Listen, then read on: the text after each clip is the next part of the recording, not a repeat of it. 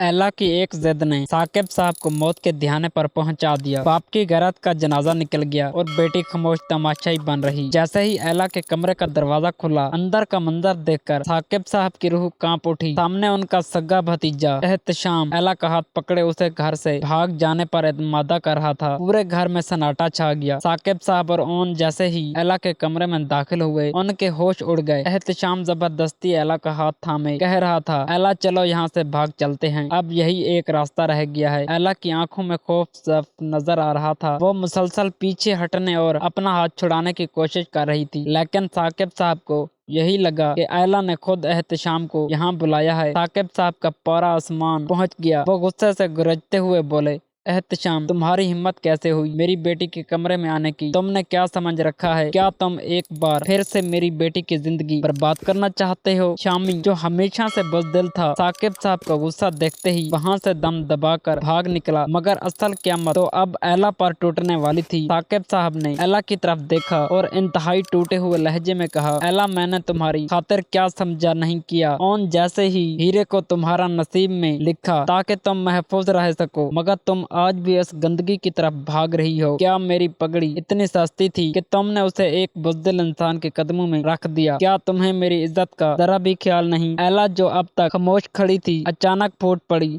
और रोते हुए बोली, बाबा आपने जबरदस्ती मेरी शादी ओन से की थी। आपने मेरी रूह को कैद कर दिया। मैं इस रिश्ते से तंग आ चुकी हूँ। मुझे ओन से नफरत है। एला की ये बात साकिब साहब के दिल पर आखिरी वार साबित हुई। उन्होंने अपना सीना पकड़ा और वहीं जमीन पर गिर पड़े। उन्हें शदीद दिल का दौरा पड़ चुका था। ओन फौरन उनकी तरफ लपका, उन्हें संभाला और जोर जोर से सबको आवाजें देने लगा। पूरे घर में कहराम मच गया। हर तरफ चीखो पुकार शुरू हो गई। मगर नाजरीन, असल हकीकत ये है कि उस सारे तमाशे के पीछे रमला की जहरीली साजिश थी, जिसने एक हंसते भसते घर को जहन्नम बना दिया। रमला ने बड़ी मकारी से शामी को ये झूठ बोलकर एला के कमरे में भेजा, घर खाली है और एला तन्हाई में तुम्हें याद कर रही होगी। रमला चाहती थी कि ओन अपनी आंखों से एला और शामी को एक साथ देख ले, ताकि उसकी गैरत जाग उठे और वो उसी वक्त एला को तलाक दे दे। रमला का मकसद सिर्फ एक था, किसी भी तरह एला को ओन की जिंदगी से निकाल दिया जाए, ताकि वो खुद ओन को हासिल कर सके। अपनी जिद में उसने ये भी ना सोचा कि उसकी ये हरकत किसी की जान भी ले सकती है। इधर साकिब साहब जिंदगी और मौत की जंग लड़ रहे थे, जबकि दूसरी तरफ एला की बहन जरार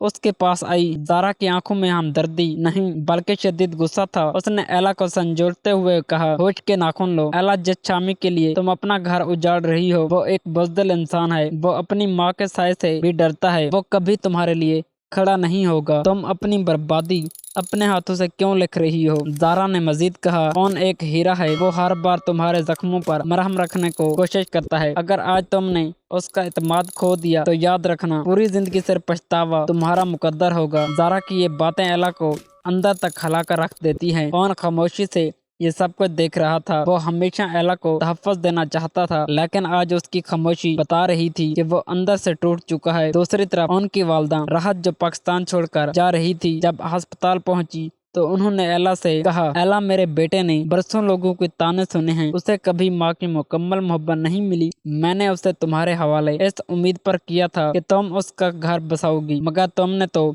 उसकी इज्जत का तमाशा बना दिया। आउन खामोश खड़ा सब कुछ सुनता रहा। अब उसकी खामोशी किसी बड़े तूफान का इशारा दे रही थी। उसने फैसला कर लिया था कि अब वो एला पर अपना कोई हक नहीं जताएगा। लेकिन क्या ओन वाकई एला को तलाक देगा? क्या साकिब साहब इस शदीद सदमे से सेहतयाब हो सकेंगे या जिंदगी की जंग हार जाएंगे? याद रहे, साकिब साहब पहले ही शमसा से कह चुके थे कि एला की हरकतें उन्हें अंदर से टूट रही हैं। उन्होंने खुद एला के मोबाइल पर एहतशाम की कॉल देखी थी और शमसा से कहा कि अपनी बेटी को समझा लो, मगर एला किसी की बात सुनने के लिए तैयार नहीं थी। दूसरी तरफ रमला मुसलसल यही कोशिश कर रही है कि किसी न किसी तरह ओन और एला की तलाक हो जाए।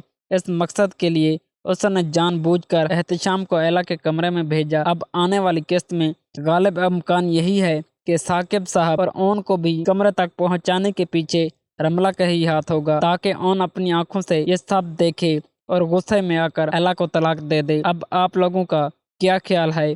क्या ओन अपनी गैरत में आकर एला को तलाक दे देगा या हमेशा की तरह उस बार भी सब कुछ बर्दाश्त कर लेगा? अपनी कीमती राय कमेंट्स बॉक्स में जरूर शेयर कीजिए। अगर वीडियो पसंद है तो लाइक करें, चैनल को सब्सक्राइब करें और बेल आइकन जरूर दबाएं। मिलते हैं अगली वीडियो में। अल्लाह हाफिज।